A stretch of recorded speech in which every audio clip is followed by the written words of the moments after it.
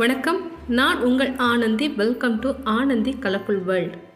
நான் இன்றைக்கி செய்ய போகக்கூடிய ரெசிபி மோதிச்சூர் லட்டு. அதுவும் பேக்கரி கடையில் கிடைக்கிற மாதிரி சாஃப்டாக எப்படி செய்கிறதுன்னு இந்த வீடியோவில் பார்க்கலாம். இந்த லட்டு செய்கிறதுக்கு இந்த மாதிரி பக்கோடா வச்சு தான் செய்ய போகிறோம். அதனால் இந்த லட்டு செய்கிறதுக்கு பூந்தியும் தேவையில்லை, பூந்தி கரண்டியும் தேவையில்லை. இந்த ரெசிபியை பார்க்குறதுக்கு முன்னாடி எங்கள் சேனலை சப்ஸ்கிரைப் பண்ணாதவங்க சப்ஸ்கிரைப் பண்ணிடுங்க. மறக்காமல் பெல் ஐக்கானையும் ப்ரெஸ் பண்ணிடுங்க. இந்த லட்டு செய்கிறதுக்கு பூந்திக்கு பதிலாக பக்கோடா தான் செய்ய போகிறோம். அதுக்கு 1 கப் கடலைப்பருப்பை 2 மணி நேரத்துக்கு நல்லா ஊற வச்சு எடுத்துருங்க. பருப்பு நல்லா ஊறிடுச்சு. பருப்பில் உள்ள ஈரம் போக நல்லா வடிஞ்சதுக்கப்புறமா மிக்ஸி ஜாரில் சேர்த்து நல்லா கொரன்னு அரைச்சி எடுத்துடலாம்.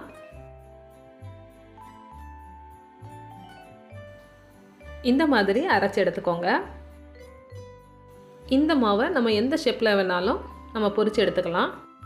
அடுத்து ஒரு கடாயில் 1/2 லிட்டர் ரிஃபைண்ட் ஆயில் சேர்த்து எண்ணெய் நல்லா சூடானதுக்கப்புறமா அரைச்சி வச்சுருந்த கடலைப்பருப்பை கொஞ்சம் கொஞ்சமாக கிள்ளி போட்டு பக்கோடா மாதிரி சுட்டு எடுத்துடலாம்.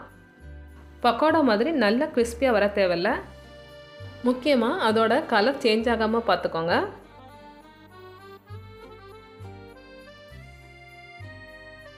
பக்கோடா ரெடி ஆகிடுச்சு. இனி எடுத்துடலாம்.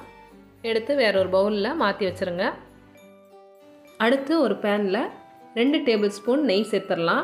நெய் நல்லா சூடானதும் 1/4 கப் முந்திரி பருப்பு போட்டு லேசாக வறுத்து விட்டுருங்க. அடுத்து 2 டேபிள் ஸ்பூன் கிஸ்மிஸ் சேர்த்து அதையும் நல்லா வறுத்து எடுத்துருங்க. லட்டுக்கு தேவையான முந்திரி பருப்பும் கிஸ்மிஸும் ரெடி ஆகிடுச்சு. இது வேறொரு பவுலில் மாற்றி வச்சிடலாம். ஏற்கனவே ரெடி பண்ணி வச்சுருந்த பக்கோடா நல்லா ஆறிடுச்சு. இனி இதை மிக்ஸி ஜாரில் மாற்றிடலாம்.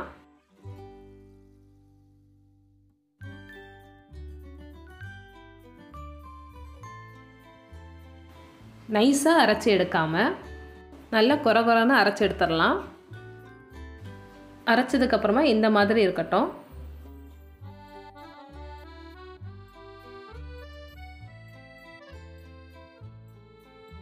அடுத்து சுகர் சிரப் ரெடி பண்ணிடலாம். அதுக்கு ஒரு பேனில் 1 கப் சுகர் சேர்த்துட்டு 1/2 கப் தண்ணீர் சேர்த்து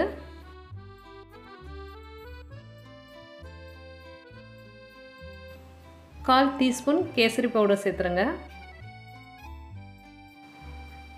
பாகுபதம் ஒரு கம்பி பதம் வந்தால் போதும். ஏற்கனவே பொடிச்சு வச்சுருந்ததை இந்த சக்கரை பாகில் சேர்த்து கலந்து விட்டுறலாம். அடுப்பை அணைச்சிருங்க. உங்களுக்கு ஏலக்காய் ஃப்ளேவர் பிடிக்கும்னா 2 ஏலக்காவை பொடி பண்ணி இது கூட சேர்த்துருங்க.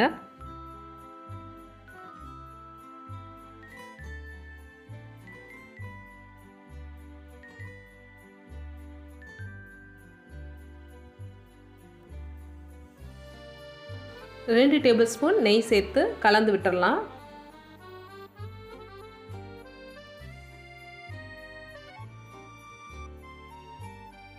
ஏற்கனவே வறுத்து வச்சிருந்த முந்திரி பருப்பும் கிஸ்மிஸும் சேர்த்து கலந்து விட்டுறலாம். மிதமான சூடு வரது வரைக்கும் இதை அப்படியே வச்சிடலாம்.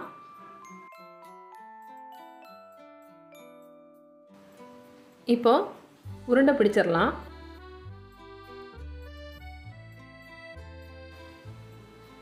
ஒவ்வொரு உருண்டையாக இந்த மாதிரி உருட்டி எடுத்துக்கோங்க.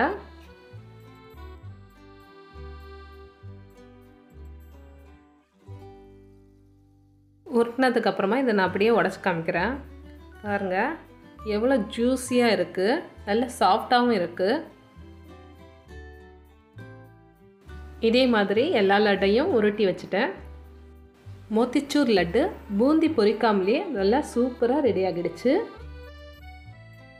உங்களுக்கு இந்த ரெசிபி பிடிச்சிருந்ததுன்னா வர தீபாவளிக்கு இந்த ரெசிபியை ட்ரை பண்ணி பாருங்கள்.